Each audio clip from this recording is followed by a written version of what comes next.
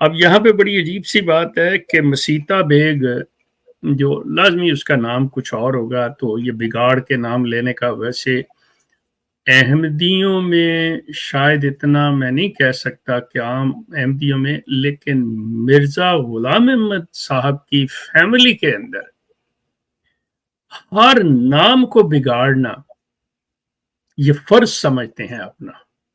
یہ چیز ذہن میں رکھیے گا.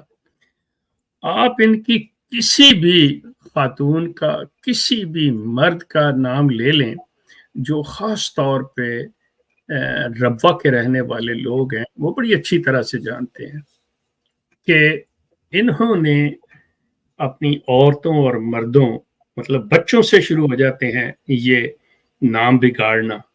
یہ نام بگاڑتے ہیں اور اس کو مطلب قرآن نے ناپسندیدہ فعل قرار دیا ہے کہ آپ نام کو بگاڑیں. میں اس کی مثال دے دیتا ہوں کہ مرزا بشیر الدین محمود کی بیگمات اور ان کی صاحبزادیاں جو ہیں، مثال کے طور پہ وہاں پہ ان کی بیٹی ایک کا نام نصیرہ ہے، اسے وہ شیرو بی بی کہتے ہیں. یہ جو سلسلہ ہے نا ان کا، یہ مرزا طاہر کو میاں طاری کہا کرتے تھے.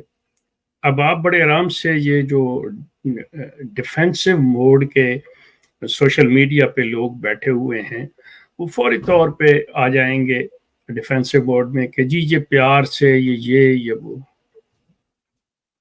مرزا صاحب اپنی پہلی بیگم جو مرزا سلطان احمد اور مرزا فضل احمد کی والدہ تھیں، اسے یہ پیار سے پھجے دی ماں کہا کرتے تھے.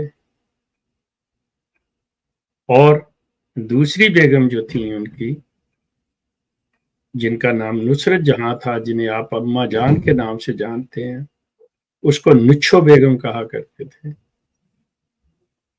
چلو نصرت کو تو میں مان لیتا ہوں کہ نچھو بیگم، لیکن آپ اندازہ کریں کہ ایک شخص دعویٰ ایسا رکھتا ہے قرآن کے فہم کا بھی، اور قرآن کی ہی بات کو وہ بھی مطلب نہیں مان رہا، بلکہ اس کو ایک قسم کا چیلنج کر رہا ہے کہ تم مجھے کہتے ہو یہ نہیں کرنا تو میں تمہیں کر کے دکھاؤں گا. ہاں میں ایسے کروں گا. مطلب بالکل وہ صورتحال آ جاتی ہے.